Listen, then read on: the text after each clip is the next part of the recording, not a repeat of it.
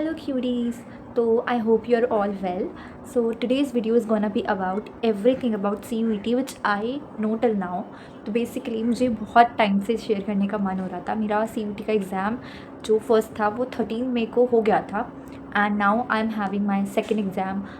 मतलब सून ही है, जल्दी से होने वाला है. तो मैंने बेसिकली वहाँ क्या क्या देखा and how to reach your centre and when to reach your centre and how to entry and everything. मैंने जो भी खुद से एक्सपीरियंस किया I just want to tell you, क्योंकि वहाँ पे if you reach late it is very very very like disadvantage for you. आपको एग्ज़ाम तक नहीं लेने देंगे बिकॉज वो टाइम के लिए इतने वो है, मतलब इतने पाबंद है कि लाइक आपको नहीं घुसने देंगे, वो गेट्स बंद कर लेते हैं. मेरा सेंटर पड़ा था, it was RK computer centre, what was the name, Shakti Nagar. हाँ, so that was the center and वो सेंटर पे my mother was telling me then when I was inside the center because मैंने एंट्री कर ली थी around 1.5 our पहले. मेरा 3 को exam था, 3 PM को, एंड मैंने 1:30 पे मैंने एंट्री ले ली थी. एंड उसके बाद में मम्मी ने मुझे बताया था कि काफ़ी बच्चे 2:15 के बाद में आए थे एंट्री के लिए and they just refused to open the door and like 12 students were there outside standing and just वो पूरा गेट तोड़ने को रेडी थे but they were not allowed to get inside. So that is how the rules are there. तो आप लोग time से जाएं, टाइम से पहुँचे, that is the whole process. And also अपना एडमिट कार्ड ले जाना बिल्कुल मत भूलिए, that is the most important thing, वरना आपको एंट्री नहीं मिलेगी. एंड एडमिट कार्ड के साथ 2 photographs, 2 are like bit of thing, मतलब वो बोल देते हैं 2 but that is the one ज़रूरी होती है, क्योंकि वो आपकी एक अटेंडेंस शीट होती है, उस पर वो 1 फोटोग्राफ लेनी होती है उन्हें, उसके लिए 1 ले जाना ज़रूरी होता है. आप 2 ले जाइए एंड साथ में अपना आधार कार्ड या वोटर ID कार्ड या any thing you have as your identity card, you just have to take that with your self. And मतलब उसका भी कॉपी नहीं, the original one. And also वहाँ पे गाइडलाइंस के हिसाब से ये होता है कि आपको ना 1 पोनी टेल करनी होती है एंड मैंने खुद नहीं करी थी. एंड आई वुड से कि अगर आप नॉर्मल चोटी भी बनाते हैं तो इट इज़ गुड, चलेगा उन्हें, बट हाँ कोई एक्स्ट्रा ऑर्डनरी स्टाइल्स नहीं हेयर्स के.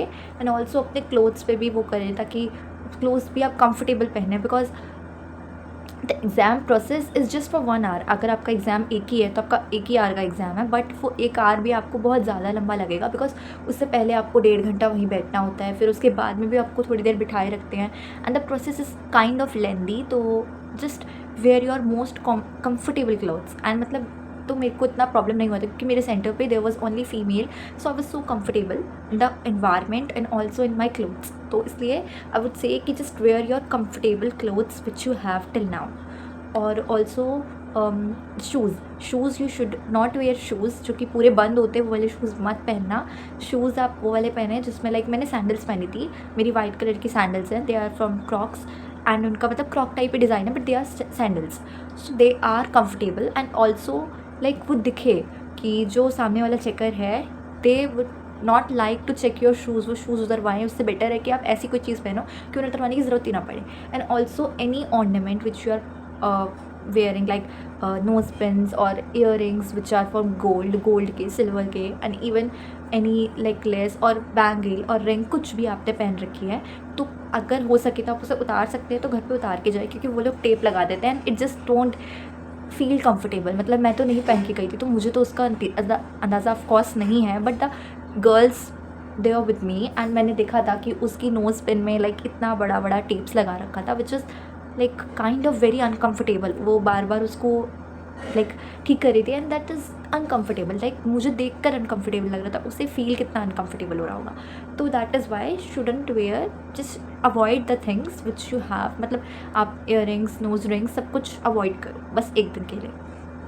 एंड ऑल्सो आपके एग्ज़ाम्स के हिसाब से, मतलब वहाँ एग्ज़ाम का ये रूल होता है कि जैसे अगर आपके जैसे एक के बाद एक एग्ज़ाम है, लाइक अगर आपके 2 एग्ज़ाम साथ में हैं, 3 एग्ज़ाम साथ में, तो दैट इज़ द थिंग कि आपको दोनों एग्ज़ाम इस तरीके से देने होते हैं कि 1 आवर तक आपकी विंडो ओपन रहेगी, आपको एग्ज़ाम देना है. एंड जैसे 1 आवर पूरा होगा वहाँ पे टाइमर आता है and the 1 hour when completes your whole window will shut down by itself, वो ख़त्म हो जाती है. And then there is a option came which is next. आपको नेक्स्ट पे क्लिक करना है फास्ट अगर आपका एग्ज़ाम है, और अगर नहीं भी है तो भी करना है. नेक्स्ट पे करने के बाद में if you have an exam then it will take you to the next exam, and if you don't have an other exam then it will just show you the exit window, ताकि आपको पता लग जाए, ठीक है। And that is good thing, आपको करना है और जल्दी फास्ट प्रोसेसिंग करनी है। एंड या ऑल्सो उनके computers are not so fast, मतलब कंप्यूटर इज कंप्यूटर।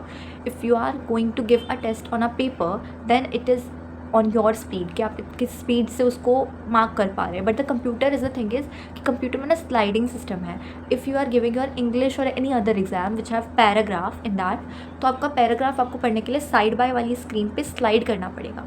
इस तरफ से हॉरिजॉन्टली भी स्लाइड होगा और वर्टिकली भी स्लाइड होगा। तो it takes your so much time, मतलब मेरा भी बहुत टाइम गया था। मेरे को घर पे अपना मॉक टेस्ट पूरा हो रहा था मतलब हाफ आवर में और 40 मिनट्स में। But there I took like 1 hour whole and 50 questions were not complete. I just completed them hastily, मतलब बहुत ज़्यादा हसल में किए थे मैंने complete और रश करके, but it is not enough and it was for English. अगर आपका मैथ्स है या फिर आपका अकाउंट्स है या फिर आपके और भी जो फिज़िक्स है, ऐसे एग्ज़ाम्स है ना, तो मेक श्योर कि आपको जो आता है आप पहले क्वेश्चंस वो अटैम्प्ट करें, बिकॉज आप कुछ तो पक्का करें अपने मार्क्स के हिसाब से, क्योंकि हर एक गलत क्वेश्चन का नेगेटिव मार्किंग होती है। तो try to avoid doing the questions which you are not sure about. तो do the questions first only the about which you are sure कि हाँ मुझे इसका आंसर आता है। Just click the questions there and answer them first. And also there are two options, one is review wala, review and submit kind of, and then there one other is next। तो अगर आप दोनों में से कोई भी करते हैं ना तो कोई मतलब नहीं बनता, मतलब आप दोनों भी करेंगे ना तो भी कोई फ़र्क नहीं पड़ता। मतलब मैं खुद इंग्लिश के एग्ज़ाम में वॉज वेरी पैनिक्ड कि अगर मैंने रिव्यू नहीं किया तो क्या मेरे क्वेश्चन सबमिट नहीं होंगे। That is not a thing. अगर आपने अपना नेक्स्ट करके और क्वेश्चन के ऊपर आंसर्स मार्क कर रखे हैं तो लास्ट में आपके जो भी आपने मार्क कर रखा था वो क्वेश्चन सबमिट माना जाता है। तो just do it nicely and like थोड़ा नर्वसनेस के साथ कम करना, क्योंकि वहाँ पे ना बहुत सारी दिक्कतें आती हैं and like people find that so much difficult, because उस टाइम पे सबको बहुत ज़्यादा प्रोसेस करने में टाइम लग रहा होता है। सबको लग रहा होता है कि बस मेरा एग्ज़ाम अच्छा जाना चाहिए, बेकार नहीं होना चाहिए, कोई गलत आंसर ना हो जाए। तो उस समय पे अपने आप को थोड़ा सा काम करें एंड क्वेश्चन पे ध्यान दें एंड साथ में ये भी ध्यान रखें कि टाइम लिमिट के हिसाब से अपने क्वेश्चंस को कंप्लीट कर पा रहे हैं। वन क्वेश्चन को अराउंड 1 मिनट देना आपके लिए सही रहेगा, क्योंकि अराउंड 50 क्वेश्चंस हैं। द कंपल्सरी इज कि आपको 50 के 50 करने हैं। एंड या 50 के 50 मैं यही कहूँगी कि 50 के 50 कभी अटैम्प्ट मत करना। अटैम्प्ट ओनली दोज फर्स्ट जिनका आपको अश्योरेंस है कि हाँ ये बेस्ट है, ये हो जाएंगे।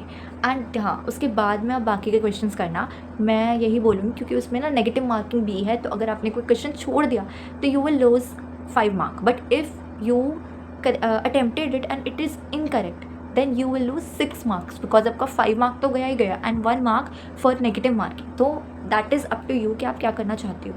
बट ठीक है, उससे आपका प्रोबेबिलिटी भी बढ़ता है कि अगर आपने उसको भी अटैम्प्ट किया है तो क्या पता, प्रोबेबिलिटी तो है ना 1/4 की, वो सही भी हो सकता है। तो that is up to you कि आपके तुक्के सही हो सकते हैं कि नहीं। बट ठीक है, यही सब चीज़ें होती हैं। एंड ऑल्सो वहाँ पे एक और चीज़ होती है कि आप टाइमिंग करें, टाइमिंग का इशू ना रखें, admit card and everything just should be nice. और हाँ अपनी वाटर बॉटल एंड अपना पेन आप लेकर जा सकते हैं, it is allowed there. And अपना अच्छे से जाए परफॉर्मिंग करने के लिए। And also what to study and what not to study. मैंने खुद से इफ़ आई सेड कि मैंने इंग्लिश का देखा था। English is a kind of thing कि हमारी 12th से बहुत अलग है। अगर आप 12th का और कोई डोमेन सब्जेक्ट ले रहे हैं तो it is just the same as in the book, but if you are taking English it is quite different, it is very different. It is like आपने 6th से लेकर आपने काइंड ऑफ 12th तक जितनी इंग्लिश पढ़ी है, आपने clauses पढ़े हैं, आपने वर्ब पढ़ा है, आपने एडवर्ब पढ़ा है, आपने नाउन पढ़ा है, प्रोनाउन पढ़ा है, आपने प्रेपोजिशन पढ़ा है, and you like read everything, मतलब indirect speech, direct speech, active voice, passive voice, सब कुछ इसके अंदर आता है। एंड या also the vocabulary part which you do not had learned अगर आपने नॉर्मल गवर्नमेंट कॉलेज से पढ़ाई करी है, गवर्नमेंट स्कूल से पढ़ाई करी है, तो आपने नहीं पढ़ा होगा वोकैबुलरी। तो ठीक है, अपनी वोकैबुलरी पे अच्छे से ध्यान देके जाइएगा, क्योंकि ग्रामर यू कैन डू हमको थोड़ा आइडिया लग जाता है, but vocabulary is not a kind of thing. Vocabulary बहुत गंदी आती है उसके अंदर।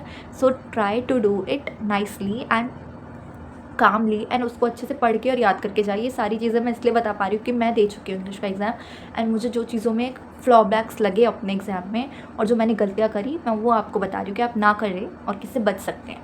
और ऑल्सो अगर you are doing your domain subject, तो डोमेन सब्जेक्ट में आप पहले सिलेबस चेक कर लीजिए, उनका सिलेबस आ रखा है। There are some things which are out of the syllabus, तो don't go in to that. मतलब जैसे काफ़ी स्ट्रक्चर्स आउट ऑफ सिलेबस है, तो आप वो चीज़ें भी ध्यान रखें एंड अपना सिलेबस पूरा कंप्लीट करें। Also take the YouTube classes which you prefer want to do, तो आप वो सब ले सकते हैं एंड वो सब लें और अपना अच्छे से रिविजन करते रहे। अगर यू आर टेकिंग केमिस्ट्री तो आप ऑर्गेनिक बार बार रिवाइज करते रहे। If you are taking mathematics, तो मैथमेटिक्स में आई विल से कि मैथमेटिक्स में जनरल मैथमेटिक्स के भी बहुत सारे क्वेश्चंस आएंगे एंड बाकी आपकी 12th की मैथमेटिक्स आएगी। तो 12th की mathematics is not so easy. आप इंटीग्रेशन डिफरेंशिएशन पे काम करें। बेसिकली आपको मेन चीज़ें आनी चाहिए, जैसे कि डिफरेंट इंटीग्रेशन में पार्शियल वाला एंड डिफरेंशिएशन में आपका आता है पैरामेट्रिक फॉर्म वाला। तो ये सब चीज़ें आपको अच्छे से क्लियर होनी चाहिए, क्योंकि वहाँ जाके ये चीज़ें आपके बहुत काम आएंगी। And that is all. आप अच्छे से पढ़ाई करेंगे, अच्छे से करेंगे, तो you will always score the best. तो that is all for the video and thank you for watching. Bye bye.